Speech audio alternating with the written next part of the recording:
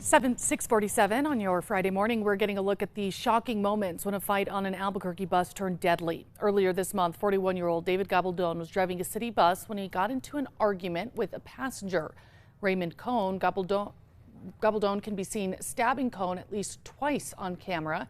He's now facing first-degree murder charges. We are following a developing situation at this hour. One person is dead and another injured following a shooting on campus at the University of New Mexico. UNM police say it happened at the Casa del Rio apartment complex around 3 this morning. At this time, police say the suspect is at large and may still be on campus. A shelter-in-place order is in effect, and they were asking people to avoid the central campus area. The suspected ringleader in a shoplifting organization is now awaiting sentencing after pleading no contest. Raul Garcia is accused of recruiting people to steal merchandise from stores like Lululemon, Sephora, PetSmart, Ulta, and TJ Maxx. He's facing up to 9 years in prison. Josh.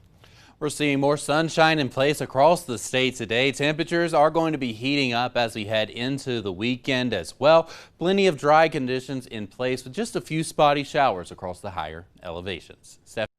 Rains caused more flooding in Ruidoso, leading to damaged homes and at least 5 swiftwater rescues. Yesterday, the village received over an inch of rain in just an hour. Mayor Crawford says visitors to Ruidoso need to be weather aware, which includes having alerts on and staying on high ground, not close to the river. Meanwhile, FEMA is now taking applications for assistance in Lincoln County. FEMA says financial assistance goes to homeowners and renters who were displaced, lost property, or need basic home repair. For those needing to apply, we have more information on our website, always on KRQE.com. And recent rain had some North Valley residents scrambling to keep water from going into their home. On Wednesday, more than an inch of rain fell in less than 30 minutes. 2nd Street at Wayne Road was closed after the quick-moving water created a sinkhole. Los Ranchos officials say the northern part of the village saw the most impact, but there were no emergency calls. Josh. Temperatures heat up as we head into this afternoon and into the weekend ahead of us, with some drier conditions in place across the majority of the state before more moisture really starts to push back in late Sunday and continuing into the work week, bringing in more scattered shower and storm chances. Stephanie? A New Mexico man will spend 5 years behind bars after pleading guilty to money laundering and masterminding a contracting scheme. 61-year-old William Bedoni admitted to defrauding a federally funded Native American educational institution of nearly $1.5 million. Bedoni has been sentenced to 5 years in federal prison. Sandoval County leaders say the new 911 dispatch center will soon be fully up and running once they work out some problems. The new center is supposed to take all 911 calls outside of Rio Rancho city limits, but that's not happening quite yet due to continued system glitches. When fully operational, the county says the new center should be a major benefit to rural communities. Happening this weekend, the city of Santa Fe is hosting its traditional Spanish and contemporary Hispanic market. The market kicks off tomorrow morning at 8 a.m. and will continue through Sunday. It'll feature more music throughout the day, along with handmade art, jewelry, textiles, and more. Josh. All right, let's get a look at that morning drive. Maps are clear. No major accidents or slowdowns at this time. Here's a look at the Big Eye.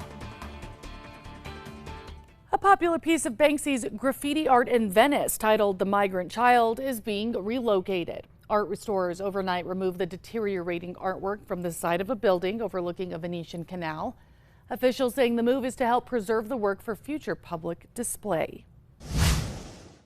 Time now for the 5 facts. At number 5, as students get ready to go back to school, the state is helping New Mexicans save money on back-to-school shopping.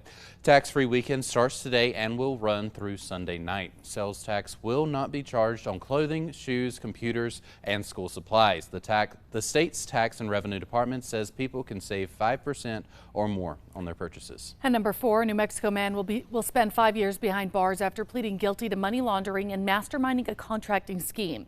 According to the U.S. Department of Justice, 61-year-old William Bedoni admitted to working with co-conspirator Elroy Harry to get non-public information about ongoing construction projects from April of 2018 to June 2019.